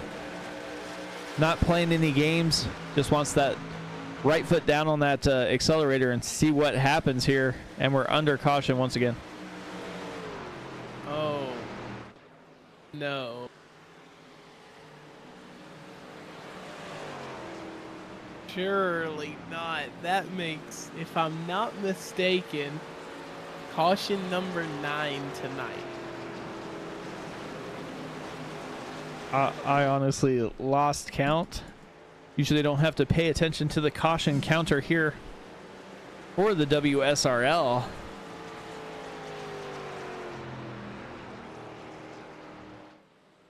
This seems to not be the case tonight.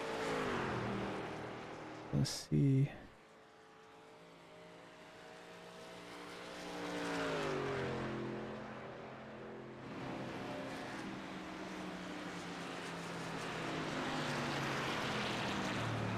Let's see if it tells me, but it does not.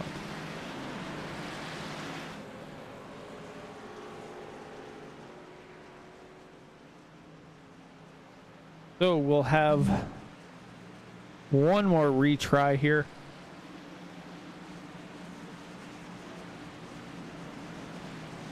I guess we have two more green white checkers, so this is the second one. And they only have 3 here at WSRL. Yeah, which I never would have thought I would see the day where we use more than 1 for these guys, but hey, like I said, everybody's got their one. Everybody is due one bad race. Every league is due. Every driver is due. It's going to happen, and hey, at least they got it out of the way early on in the season. Yeah, definitely.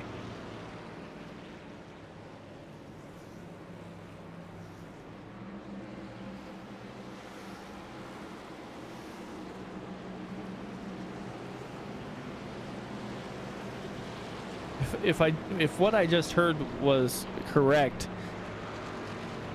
from the drivers, of the 110 laps we've done,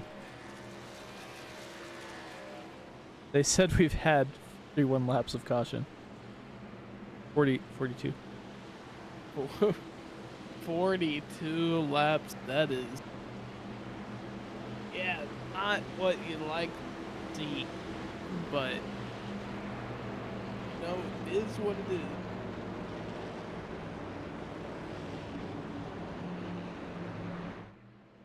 And if I'm not mistaken, we're into the... Hopefully it's going to finish without the time limit. Because if I'm not mistaken, the session is only set up for like 100 minutes. Oh, no. If I'm not mistaken. You can check that. I can't really look at it, but... Actually, let me see if I can. Let me see. Let's see if it's gonna do it. No, it's not. Yes, you are right. An hour, yes, an hour 40. Yeah, so we've got at an hour and 30. Yeah, an hour 31. So I'm gonna say this is probably gonna be the end of the race. Hopefully we're good for it and can get this finished under green.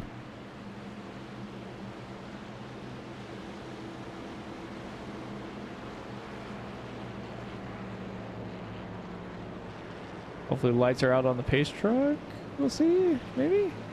Looks like they are, so we'll be going green this time by.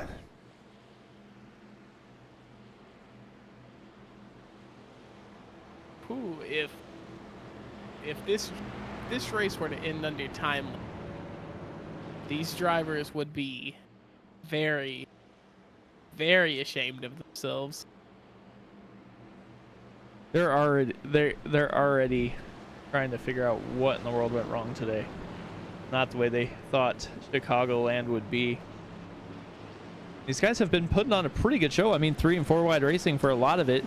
Just a couple little mistakes here and there, and that's what keeps bringing out these cautions. I'm not sure what's happening towards the back of the field that brought out these last couple cautions, because with a field this big, it doesn't always tell me, but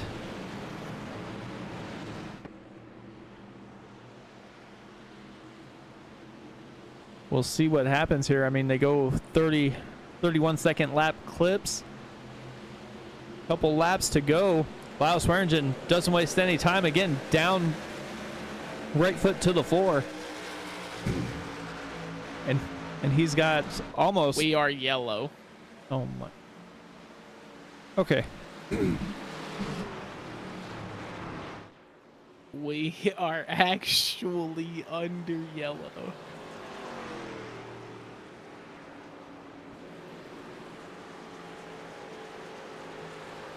Let's see what happened here. So single file, Dustin Burns goes down. Carl Burke clips the outside wall and turns Dustin Burns. Clear into the outside.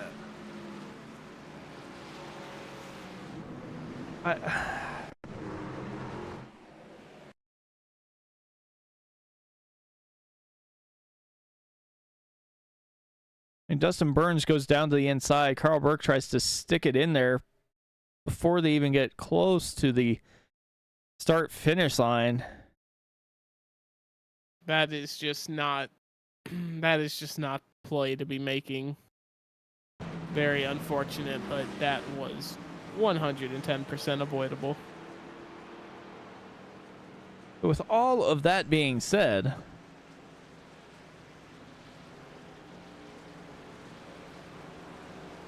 there are no, we'll call it admin commands.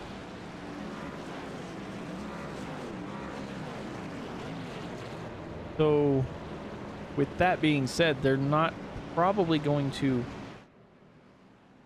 I don't know that they're going to get this done, because they're probably going to have a couple laps. I'd say at least two more laps of 50 seconds or so. That's a couple more minutes, so that means it's going to be 37 and 90 seconds to complete the last laps.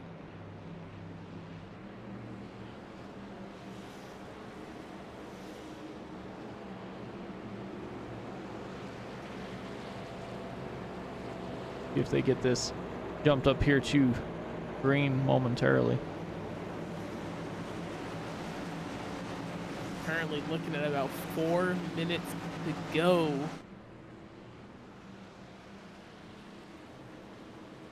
So hopefully they can make this happen. And while they're sorting that out, unfortunate stuff for the 88 of Paul Crumray, who was up here battling for the lead early on in the race, which all these cautions honestly felt like a lifetime ago, but he was doing damage up there in the top 3. Unfortunately, just could not bring it back after the pit cycle. He is in P17, but he can still make some moves. Well, lights are still on the pace car.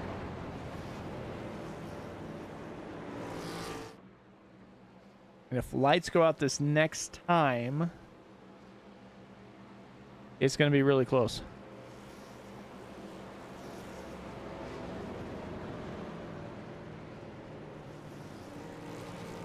Going to be a nail-biter finish here. Yeah, I'm pretty sure the lights will go out this time by, though, if I'm not mistaken.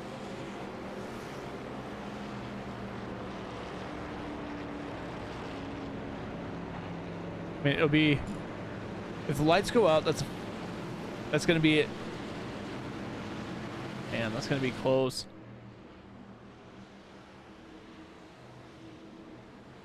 I don't think they're going to do it.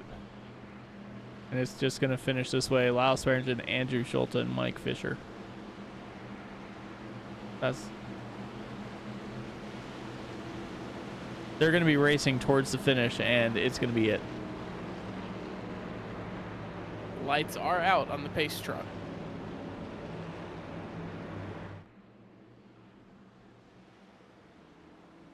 Last time by was a minute 24, which would put us at 39. Right. They don't. Oh, man.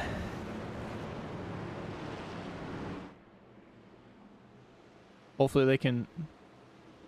Hopefully, once they take the white flag, they'll let them race and finish the race. Regardless of time or green-white checker, this is the last one.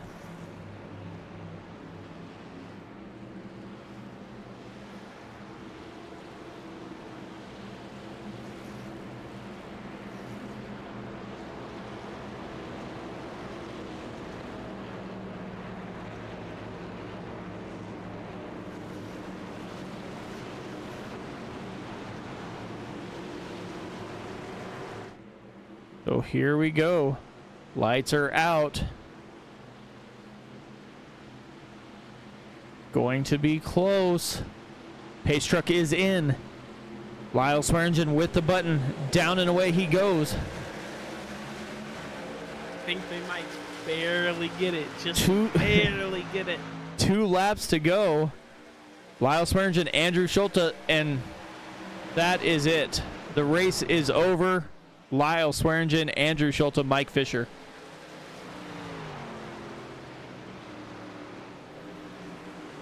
What was the problem that time?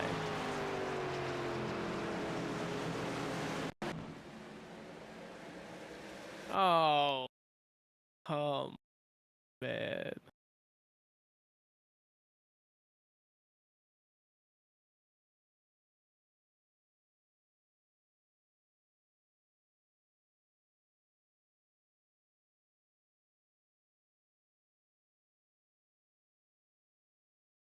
There really wasn't any room for that 62 to stick his nose in there.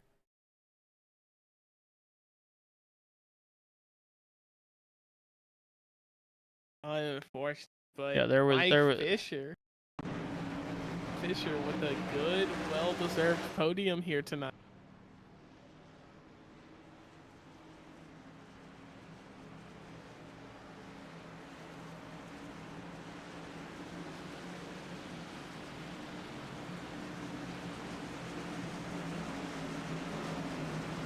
I know Bob didn't want to see the race end like that, but that is the way it ended. Get these guys up here for their interviews. I mean, that is just they are having some fun out there. I mean, I guess you can't blame them. Yeah. Can't blame them, but fortunately, I mean, I guess the leaders decided they wanted to have a little crash fest as everybody else was able to. yeah, that's a really good point. They wanted in on the fun. Oh, FBR teammates blowing each other up there. Oh, everybody has some fun to let off some steam. Let's see if we can who do you want to talk to first? You want to talk to the winner? yeah, you know what? Yeah, why not? Since this race has just been so different, let's keep doing things different. All right, Mac, you're with the winner, Lyle Swearingen. Yeah, Lyle Swearingen, Mac up here in the booth, man. And I gotta ask you one thing. Fall asleep? Oh, I'm still here. Yeah, unfortunate stuff there, as I can't even count the cautions that were there tonight. But through all that, you had a good strategy. You had good pace. Walk me through it a little bit. Yeah, we pitted a little early, thinking that might help out with the tire situation. That kind of bit us a little bit, but with the cautions coming out, that kind of saved me. And then right at the end there, most of us were like maybe 10, 15 lap tires compared to everyone else. And we're going to see how that went. But with all these cautions, the new tire guys didn't really get a chance. Yeah, you're exactly right. And unfortunate, because there were some really good strategies that we saw up here in the booth that were in play, yours included. Like you said, they just never really got a chance to, let it show through the green flag run. But you got it done here tonight at Chicagoland in a controversial race. Who would you like to thank for the performance tonight? I'd like to thank Schulte. We had a great battle there before all the cautions started coming out. Raced hard, raced clean, just giving it all we got. FBR and FBR Simrig Accessories Creation Studio, my teammates, just out here just doing the best we can. Yeah, we'll try to put on a better show next week. Well, that I have no doubt of. Well, enjoy your night tonight, man. You are going to bed a winner at Chicagoland, Lyle Swearingen. Thank you.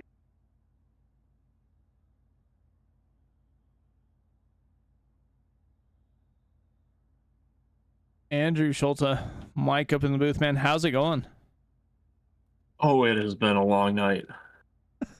It definitely has.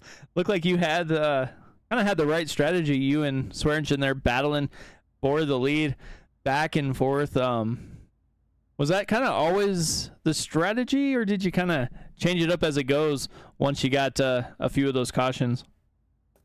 I mean, I think we got lucky enough to be sitting in the position that we were towards the end there. Pit strategy was kind of all over the map all night, and trying to figure out the best time to come in and get tires, and hoping to cycle back to the front at some point, because me and Justin and Michael and Charlie, we had all stayed out that first caution, and then I mean, just the cycles were kind of crazy. It didn't really make sense to when the best time to come and get tires was once we were off cycle with everyone else. So it was just playing the waiting game and hoping stuff was going to fall our way, and thankfully it did. And then once we got the last 15 or 20 laps, I don't even know how long that was, but I feel like we were pacing for the last 35 or 40 minutes. It just drug out way too long, I think, and it would have been nice just to be able to have a chance to race for something there, because it was blast battling Lyle there. I think we were side by side for like 7 or 10 laps, somewhere in there, and then after that we didn't have a chance to battle it out anymore. So just want to say congrats to him. He edged me out there when the caution came out, and he was able to just hold on to it with all the cautions. Yeah, definitely. You guys didn't get to show what you guys could do up front. I'm sure there are several other drivers in that probably top 10 there that would have liked to see this go back to green flag racing, as they were starting to make a little bit of headway towards the front, but you were able to be in the right place at the right time, get you another top 5 finish. Who do you have to thank before we let you go? Shout out to Patented Paints. Shout out Bandit Motorsports teammates. Shout out you guys. Hopefully you enjoyed the broadcast up until the Caution Fest at the end. And shout out to the wife. One of my kids woke up screaming about halfway through there, and thankfully she was able to go in there and allowed me to keep racing and bring her home P2 tonight. Definitely. Well, congrats again on P2, and we'll look forward to talking to you maybe again next week. Appreciate it. Have a good one, guys. Yeah, you too.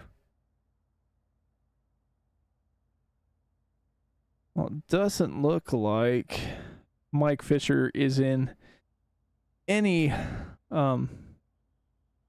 mood to talk, but I don't see him on Discord at all. So that will pretty much do it, Mac. What did what did you think of the racing before we shut this thing down? Well, outside of all the yellow, the wheel-to-wheel racing was absolutely incredible. It is by far the best we have seen this season.